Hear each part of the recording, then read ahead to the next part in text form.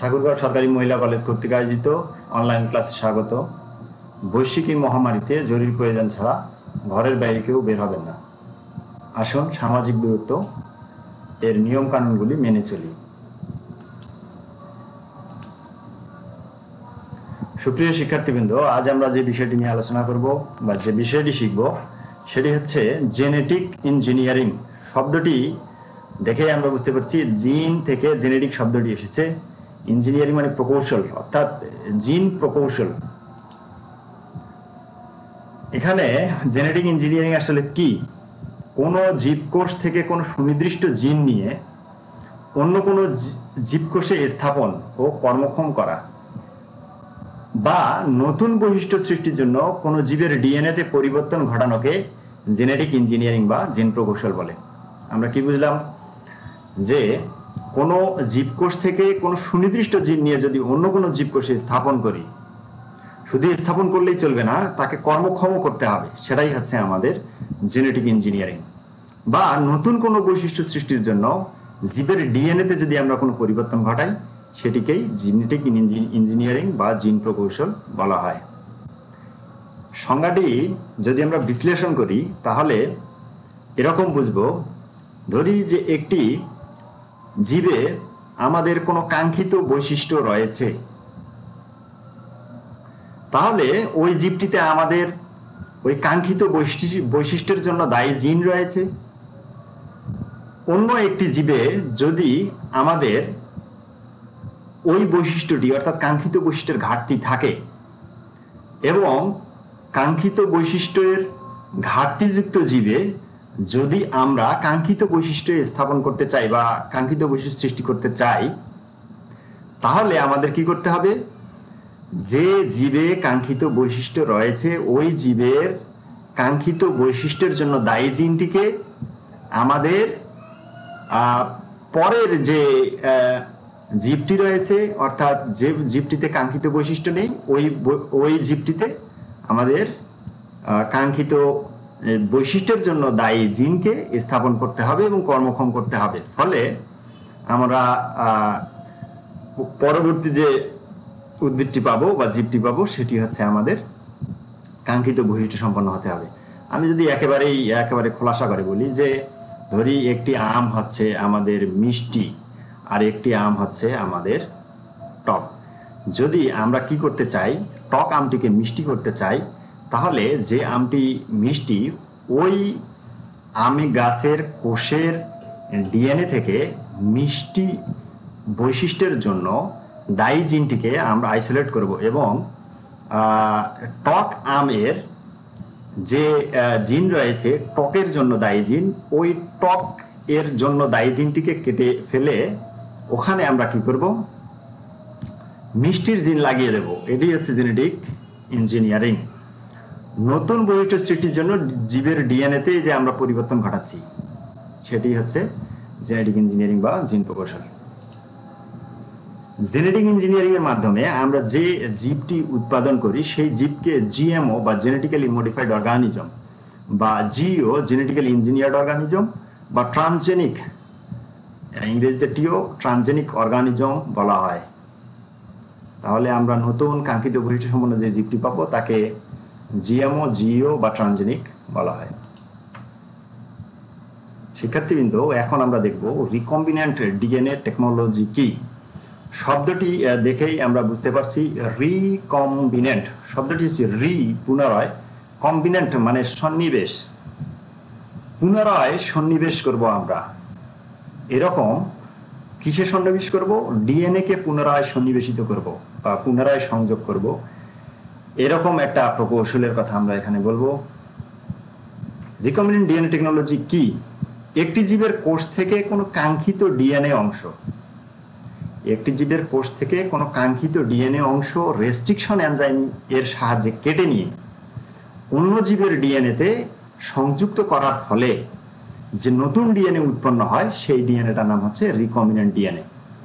দেখি আমরা, কাঙ্ক্ষিত ডিএনএ কে কাটার জন্য যে এনজাইম ব্যবহার করা হয় সেই এনজাইমকে রেস্ট্রিকশন এনজাইম বলে, সংক্ষেপে বলা হয় আরই। আরই দিয়ে আমরা কি করব, কাঙ্ক্ষিত ডিএনএ কে কেটে কাঙ্ক্ষিত অংশটি নেব, নেয়ার পর অন্য জীবের ডিএনএ এর সাথে সংযুক্ত করে দেব। ফলে নতুন যে ডিএনএটি উৎপন্ন হবে তাকে রিকম্বিনেন্ট ডিএনএ বলা হচ্ছে। জেনেটিক ইঞ্জিনিয়ারিং এর জন্য যে পদ্ধতি বা টেকনোলজি প্রয়োগ করা হয় তাকেও রিকম্বিনেন্ট ডিএনএ টেকনোলজি বলা হয়। তাহলে রিকম্বিনেন্ট ডিএনএ কি আমরা বুঝতে পারলাম। এখন রিকম্বিনেন্ট ডিএনএ টেকনোলজি কি, সেটি হচ্ছে জেনেটিক ইঞ্জিনিয়ারিং বা জিন প্রকৌশলে আমরা যে টেকনোলজি প্রয়োগ করি তাকেই রিকম্বিনেন্ট ডিএনএ টেকনোলজি বলে। শিক্ষার্থীবৃন্দ, আমরা এখানে একটি চিত্র দেখতে পাচ্ছি, আশা করি তোমরা সকলেই এই চিত্রটির সঙ্গে পরিচিত। এখানে একটি দাতা কোষ দেখতে পাচ্ছি, যে কোষে আমাদের কাঙ্ক্ষিত বৈশিষ্ট্যের জিন রয়েছে। আর এখানে একটি ব্যাকটেরিয়া কোষ দেখতে পাচ্ছি। এই ব্যাকটেরিয়া কোষের এখানে পেঁচানো যে নীল রঙের সুতার মতো দেখতে পাচ্ছি, এটি হচ্ছে আমাদের ব্যাকটেরিয়ার মূল ক্রোমোজোম। এবং এছাড়াও একটি গরুর গাড়ির চাকার মতো বৃত্তাকার অংশ দেখতে পাচ্ছি, ডিএনএ দেখতে পাচ্ছি, এটিকে প্লাজমিড বলে। এটি হচ্ছে ব্যাকটেরিয়ার মূল ক্রোমোজোম বহির্ভূত বৃত্তাকার ডিএনএ। এখন আমরা শিখব রিকম্বিনেন্ট ডিএনএ টেকনোলজির ধাপ, অর্থাৎ জিন প্রকৌশলে যে টেকনোলজি ব্যবহার করা হয় সেই রিকম্বিনেন্ট ডিএনএ টেকনোলজির ধাপগুলো কি কি, বা কিভাবে আমরা জিন প্রকৌশলের কাজগুলি করব। রিকম্বিনেন্ট ডিএনএ টেকনোলজির ধাপ, প্রথম ধাপ হচ্ছে আমাদের কাঙ্ক্ষিত ডিএনএ নির্বাচন ও পৃথকীকরণ। আমাদের প্রথমে কি করতে হবে,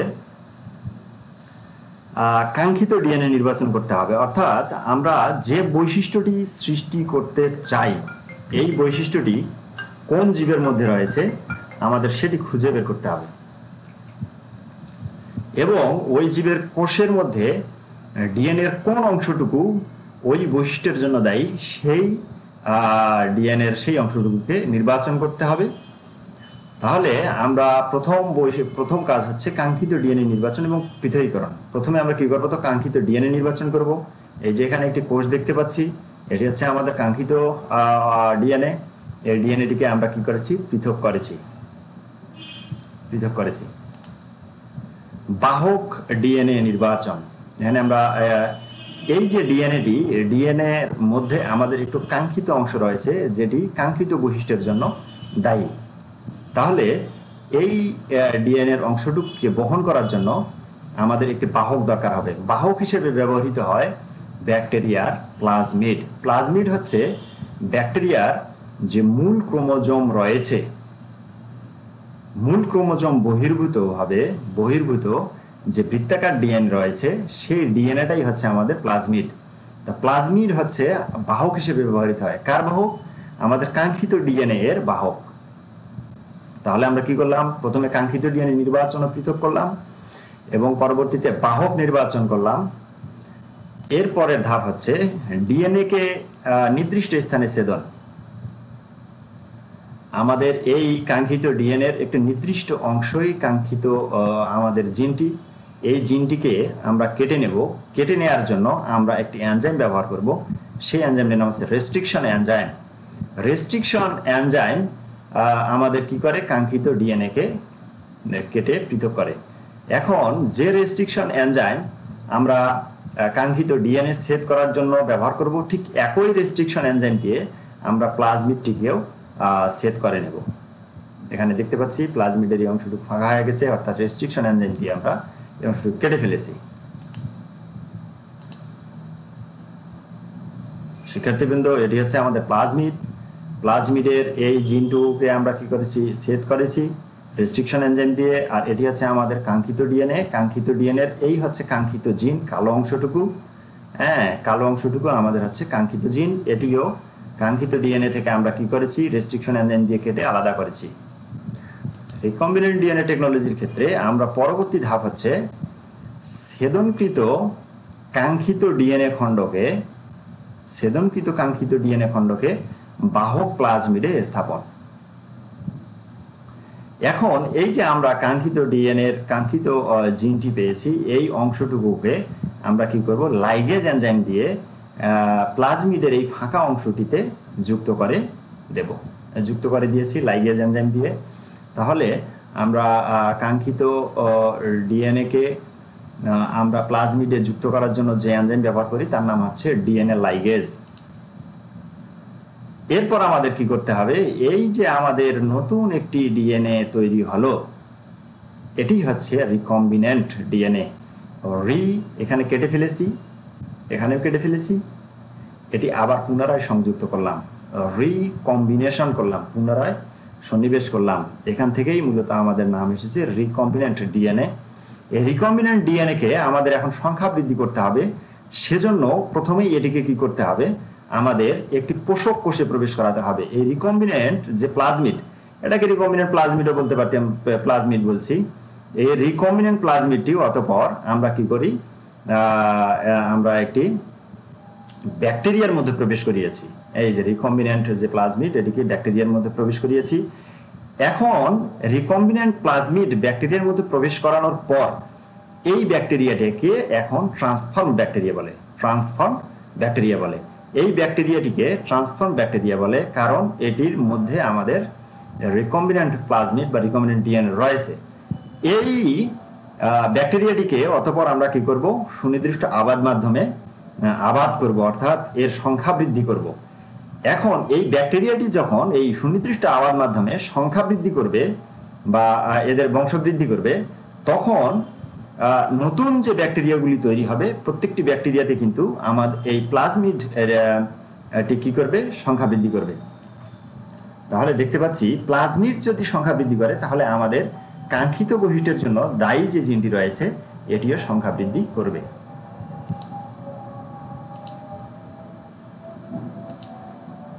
অতঃপর আমাদের কি করতে হবে, আমরা যে এখানে অনেকগুলি ক্লোন পেলাম ব্যাকটেরিয়ার, সেই ব্যাকটেরিয়ার মধ্যে যে রিকম্বিনেন্ট প্লাজমিডগুলি রয়েছে, এগুলির মধ্যে প্রকৃতপক্ষে আসলে আমাদের কাঙ্ক্ষিত জিনটি রয়েছে কিনা এর জন্য আমাদের কিছু পরীক্ষা করতে হবে বা একে মূল্যায়ন করতে হবে, আসলে এর মধ্যে আমাদের কাঙ্ক্ষিত জিন রয়েছে কিনা।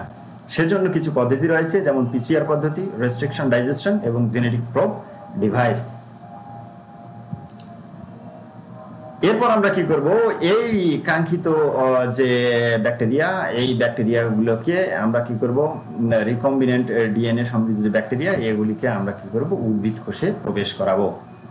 উদ্ভিদ কোষে প্রবেশ করানোর পর যে উদ্ভিদ কোষে প্রবেশ করাবো, ওই উদ্ভিদ কোষটিকে আমরা টিস্যু কালচার প্রযুক্তির মাধ্যমে সংখ্যা বৃদ্ধি করব। এবং টিস্যু কালচার প্রযুক্তির মাধ্যমে যে সংখ্যা বৃদ্ধি করব, নতুন নতুন যে কোষ তৈরি হবে, ওই কোষগুলা থেকে নতুন নতুন উদ্ভিদ সৃষ্টি করব। তাহলে নতুন যে উদ্ভিদগুলি আমরা পাচ্ছি সেখানে কিন্তু আমাদের কাঙ্ক্ষিত যে বৈশিষ্ট্যের জন্য দায়ী জিনটি থেকে যাবে। এবং এভাবে যে জীবটি সৃষ্টি হবে সেই জীবটিতে বা সেই উদ্ভিদটিতে আমাদের কাঙ্ক্ষিত বৈশিষ্ট্যটি থাকবে। ফলে আমরা একটি নতুন বৈশিষ্ট্য সম্পন্ন উদ্ভিদ পাবো, অর্থাৎ আমাদের রিকম্বিনেন্ট ডিএনএ টেকনোলজি তখন সফল হবে। রিকম্বিনেন্ট ডিএনএ টেকনোলজির মাধ্যমে যে উদ্ভিদ আমরা পাবো সেই উদ্ভিদকে ট্রান্সজেনিক উদ্ভিদ বলা হয়। এখন আমরা দেখব রিকম্বিনেন্ট ডিএনএ টেকনোলজির প্রয়োগ। প্রথমেই আমরা দেখি কৃষি ক্ষেত্রে কিভাবে রিকম্বিনেন্ট ডিএনএ টেকনোলজি প্রযুক্ত হচ্ছে।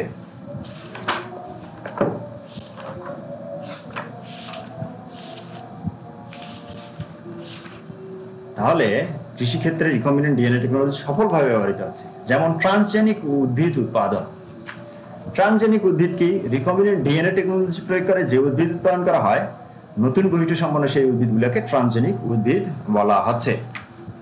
তাহলে ট্রান্সজেনিক উদ্ভিদ আমরা কিসের মাধ্যমে পেতে পারি? রিকম্বিনেন্ট ডিএনএ টেকনোলজির মাধ্যমে পেতে পারি।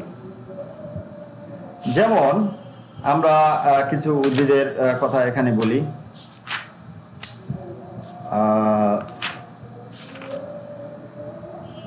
আমেরিকায় তুলা গাছে আগে প্রচুর পরিমাণে পোকা হতো। এই পোকার ফলে আমাদের উৎপাদন অনেক কমে গিয়েছিল। একটি ব্যাকটেরিয়া নাম হচ্ছে ব্যাসিলাস থারইনজিয়েন্সিস। এই ব্যাকটেরিয়াতে একটি জিন রয়েছে যে জিনটি পোকাকে নষ্ট করে দিতে পারে বা এমন কিছু রাসায়নিক পদার্থ নিঃসৃত করে বা উৎপাদন করে, যার ফলে পোকাগুলি কি হয়, ধ্বংস হয়ে যায়। আমরা ব্যাসিলাস থারইনজিয়েন্সিস এই ব্যাকটেরিয়ার ওই কাঙ্ক্ষিত যে জিন রয়েছে ওই জিনটিকে এখন তুলা গাছের মধ্যে স্থাপন করেছি এবং কর্মক্ষম করেছি, ফলে তুলা গাছে আর আগের মতো পোকা হয় না, ফলে তুলা গাছের উৎপাদন অনেক বেড়ে গেছে। বাংলাদেশে আমাদের অনেকগুলি কাজ হচ্ছে এই ট্রান্সজেনিক উদ্ভিদ উৎপাদনের ক্ষেত্রে। ট্রান্সজেনিক উদ্ভিদের যদি আরো উদাহরণ দিতে চাই তাহলে বলতে হবে বিটি cotton, golden rice, lead blight প্রতিরোধী আমাদের আলুর যে জাত, এগুলি হচ্ছে ট্রান্সজেনিক উদ্ভিদ। 2 নম্বরে কৃষিক্ষেত্রে ব্যবহৃত আগাছা নিধনকারী পদার্থ সহনশীল উদ্ভিদ উৎপাদন। আমরা জানি আমরা যখন খেতে ধান লাগাই তাহলে প্রচুর পরিমাণে আগাছা হয়, কিংবা অন্যান্য ফসল লাগাই সেখানে প্রচুর পরিমাণে আগাছা হয়। এই আগাছা গুলি নিধন করার জন্য আমরা আগাছানাশক দেই, কিন্তু আগাছানাশক কি করে, আমাদের যে ফসলের যে ক্ষেতের যে ফসল রয়েছে ওই ফসলেরও ক্ষতি করে। তাহলে আমরা যদি এমন কোনো জিন কি করতে পারি উদ্ভিদের মধ্যে, অর্থাৎ ফসলি যে উদ্ভিদগুলি রয়েছে এগুলির মধ্যে স্থাপন করতে পারি, ফলে উদ্ভিদটি কি করবে, আগাছানাশক যদি আমরা দেই তাহলে ওই আগাছানাশক এর ফলে আমাদের উদ্ভিদগুলির কোনো ক্ষতি হবে না, শুধুমাত্র আগাছারই ক্ষতি হবে। তাহলে আগাছা নিধনকারী পদার্থ সহনশীল উদ্ভিদ উৎপাদনে রিকম্বিনেন্ট ডিএনএ টেকনোলজি প্রযুক্ত হচ্ছে। এরপরে উদ্ভিদের গুণগত মান উন্নয়ন। উদ্ভিদের গুণগত মান উন্নয়নের ক্ষেত্রে আলোচনা যদি আমরা করি তাহলে দেখা যাচ্ছে আমাদের অস্ট্রেলিয়ায় ভেড়া পালন করা হয়। এই ভেড়া ক্লোভার জাতীয় ঘাস খায়। এখন ক্লোভার জাতীয় ঘাস খায়, কিন্তু ক্লোভার জাতীয় ঘাসে সালফার নেই, ফলে আমাদের ভেড়ার যে লোম হয় এই লোমগুলি অনুন্নত হয়, অর্থাৎ উন্নত মানের হয় না। আমরা কি করেছি, অ্যাগ্রোব্যাকটেরিয়াম তুমিফেসিয়েন্স নামক ব্যাকটেরিয়ার প্লাজমিড ডিএনএ এর মাধ্যমে ক্লোভার ঘাসে কি করেছি, সূর্যমুখী যে উদ্ভিদ রয়েছে এই সূর্যমুখীর সালফার অ্যামাইনো অ্যাসিড সৃষ্টিকারী জিন ক্লোভার ঘাসে স্থাপন করেছি। ফলে এখন ক্লোভার ঘাসে সালফার সমৃদ্ধ হচ্ছে, ক্লোভার ঘাসগুলি সালফার সমৃদ্ধ হচ্ছে, ফলে অস্ট্রেলিয়ান যে আমাদের ভেড়াগুলি রয়েছে এগুলি ওই ক্লোভার ঘাস খেয়ে উন্নত মানের পশম দিচ্ছে। গোল্ডেন রাইস উৎপাদন। রাতকানা আমাদের দেশেই হোক গোটা বিশ্বেই হোক একটি বেশ পরিচিত রোগ, অর্থাৎ রাতের বেলা আমরা অনেকেই দেখতে পাই না, ভালো দেখতে পাই না, এটাকে রাতকানা বলে। রাতকানার প্রধান কারণ হচ্ছে ভিটামিন এ। তো বাংলাদেশের মানুষ কিংবা উপমহাদেশের মানুষ, বিশ্বের অনেক দেশের মানুষই হচ্ছে চাল থেকে ভাত খেয়ে বেঁচে থাকে। বিজ্ঞানীরা চিন্তা করেছেন যদি আমরা এই চাল ভাতের মধ্যে ভিটামিন এর ব্যবস্থা করে দিতে পারি তাহলে রাতকানা অনেকাংশে কমে যাবে। সেজন্য তারা কি করেছেন, ড্যাফোডিল ফুল থেকে কি করেছেন, আমাদের ভিটামিন এর জন্য যে রাইজিন এটিকে ধানের মধ্যে স্থাপন করেছেন, ধান গাছে। ফলে ওখান থেকে যে আমাদের চালগুলি উৎপাদন হচ্ছে সেগুলি দেখতে গোল্ডেন কালারের হচ্ছে এবং ভিটামিন এ সমৃদ্ধ হচ্ছে। এই চাল যদি আমরা খাই তাহলে আমাদের রাতকানা রোগ কমে যাবে। দ্যুতিময় উদ্ভিদ উৎপাদন। দ্যুতিময় অর্থাৎ জ্বলবে এরকম উদ্ভিদ উৎপাদন। আমরা জানি জোনাকি পোকা জ্বলে। তাহলে জোনাকি পোকা জ্বলে কারণ হচ্ছে জোনাকি পোকাতে লুসিফেরিন নামক এক ধরনের পদার্থ থাকে যেটি কি করে, দ্যুতি সৃষ্টি করে, অর্থাৎ আলো সৃষ্টি করে। বর্তমানে তামাক গাছে এই লুসিফেরিনের জন্য দায়ী জিনকে তামাক গাছে প্রতিস্থাপন করা সম্ভব হয়েছে। ফলে তামাক গাছ রাতের বেলায় জ্বলতে দেখা যায় এবং তামাকের যে ক্ষেত রয়েছে দেখতে অনেক সুন্দর লাগে। বীজহীন ফল উৎপাদন। অনেক আমরা ফল খাই যেগুলি বীজের কারণে খেতে বেশ খারাপ লাগে, যেমন তরমুজে প্রচুর পরিমাণে বীজ থাকে, ফলে খেতে আমরা বেশ বেগ পাই। কিন্তু যদি এরকম হয় যে বীজহীন যদি তরমুজ হতো তাহলে আমরা খেতে অনেক মজা পেতাম। হ্যাঁ, তাহলে দেখা যাচ্ছে বিজ্ঞানীরা এর জন্য চেষ্টা করেছেন এবং সফল হয়েছেন। বর্তমানে বীজহীন অনেক ফল উৎপাদিত হচ্ছে, যেমন বীজহীন তরমুজ। এখানে আমরা একটা চিত্র দেখতে পাচ্ছি, এটি হচ্ছে আমরা যে ভাতের চাল, আমরা যে ভাত খাই তার চাল, এবং এটি হচ্ছে আমাদের গোল্ডেন রাইস। এটি হচ্ছে ভিটামিন এ সমৃদ্ধ চাল, গোল্ডেন রাইস, যেটি আমি এখানে বলেছি গোল্ডেন রাইস উৎপাদন, এটি খেলে আমাদের রাতকানা রোগ কমে যাবে। এখন আমরা দেখব চিকিৎসা বিজ্ঞানে রিকম্বিনেন্ট ডিএনএ টেকনোলজি কিভাবে ব্যবহৃত হচ্ছে। ইনসুলিন উৎপাদনের ক্ষেত্রে রিকম্বিনেন্ট ডিএনএ টেকনোলজি ব্যবহৃত হচ্ছে। ইনসুলিন হচ্ছে একটি হরমোন। ইনসুলিন হচ্ছে এক ধরনের হরমোন যার অভাবে আমাদের কি হয়, ডায়াবেটিস রোগ হয়। ইনসুলিন আমাদের যে প্যানক্রিয়াস অগ্নাশয় রয়েছে, অগ্নাশয়ের আইলেটস অফ ল্যাঙ্গারহ্যান্সের বিটা কোষ থেকে নিঃসৃত হয়। ইনসুলিন যদি নিঃসরণ কমে যায় তাহলে আমাদের বহুমূত্র রোগ হয়। এই ইনসুলিনকে আমরা কি করছি, রিকম্বিনেন্ট ডিএনএ টেকনোলজি প্রয়োগের মাধ্যমে ইনসুলিন উৎপাদন করছি। ফলে রিকম্বিনেন্ট ডিএনএ টেকনোলজি চিকিৎসা বিজ্ঞানে এক বিশাল অবদান রাখছে। ইন্টারফেরন উৎপাদন। ইন্টারফেরন হচ্ছে এক ধরনের প্রোটিন জাতীয় পদার্থ যেটি আমাদের ভাইরাস আক্রান্ত কোষকে ধ্বংস করতে পারে বা ভাইরাসকে ধ্বংস করতে পারে। এই ইন্টারফেরন প্রোটিন উৎপাদনের রিকম্বিনেন্ট ডিএনএ টেকনোলজি সফলভাবে ব্যবহৃত হচ্ছে। Gene therapy.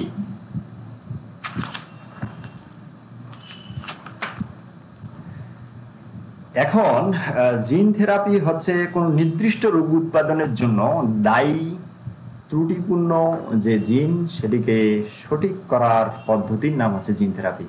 অর্থাৎ একটি রোগ হচ্ছে, রোগের জন্য কোনো একটি জিন দায়ী, সেই জিনটাকে আমরা ঠিক করব, সেই পদ্ধতিটাই হচ্ছে আমাদের জিন থেরাপি। এখন ত্রুটিপূর্ণ জিনকে আমরা কি করি, রেস্ট্রিকশন এনজাইম দিয়ে কেটে ওই জায়গায় একটি সঠিক জিন স্থাপন করি, এটি হচ্ছে আমাদের জিন থেরাপি। তাহলে কি দেখলাম, কোনো একটি রোগের জন্য যে দায়ী জিন, ওই জিনটাকে আমরা রেস্ট্রিকশন এনজাইম দিয়ে কেটে ফেলে দেব এবং সঠিক জিনটি ওই কাটা অংশটিতে স্থাপন করব, এটি হচ্ছে জিন থেরাপি। Molecular farming. আমরা এমন কিছু প্রাণী তৈরি করব যে প্রাণীগুলি আমাদের তাদের যে উৎপাদ থাকবে, যেমন গরু যদি হয় তাহলে তার মাংস, তার মূত্র, তার দুধ, এই দুধ তাদের যে উৎপাদ, এই উৎপাদগুলি হবে কিরকম, আমাদের পুষ্টিগুণ সমৃদ্ধ তো হবেই, পাশাপাশি বিভিন্ন রোগের জন্য উপশমকারী হবে। এটি হচ্ছে আমাদের মলিকুলার ফার্মিং। যেমন দুধ, রক্ত, মলমূত্র ইত্যাদি থেকে যদি আমরা কি করতে পারি, ওষুধ তৈরি করতে পারি, তাহলে এ ধরনের ফার্মিংকে মলিকুলার ফার্মিং বলে। Bio farming. আমরা কি করব, আমাদের দৈনন্দিন জীবনে প্রয়োজনীয় বিভিন্ন ধরনের জিনিস রয়েছে, এই জিনিসগুলিকে যদি প্রাণী থেকে উৎপাদন করতে পারি এবং বিশেষ করে ফার্মাসিউটিক্যাল দ্রব্য যখন বড় মাত্রায় উৎপাদন করা হয়, ফার্মাসিউটিক্যাল যে দ্রব্যাদিগুলি রয়েছে এগুলি যখন খুব বড় মাত্রায় উৎপাদন করা হয় তখন তাকে বায়ো ফার্মিং বলে। জীবন রক্ষাকারী অ্যান্টিথ্রম্বিন এখন অতি অল্প খরচে ছাগলের মাধ্যমে উৎপাদন করা হচ্ছে। সবচেয়ে গুরুত্বপূর্ণ একটি তথ্য দিই যে আমরা যে সিল্ক রেশমের কাপড় পরি, রেশমি কাপড়, সিল্কের কাপড়, ওই সিল্কের কাপড়, এখন সিল্ক কিন্তু এক ধরনের ছাগলের দুধ থেকে তৈরি করা হয়, নাম হচ্ছে জিয়ামো ছাগল, যার দুধ থেকে শক্তিশালী স্পাইডার সিল্ক হচ্ছে আমাদের মাকড়সার আছে, মাকড়সার যে জাল তৈরি করে যে সুতা দিয়ে, এরকম শক্তিশালী সুতা আমরা তৈরি করছি কিসের মাধ্যমে, ছাগলের দুধ থেকে।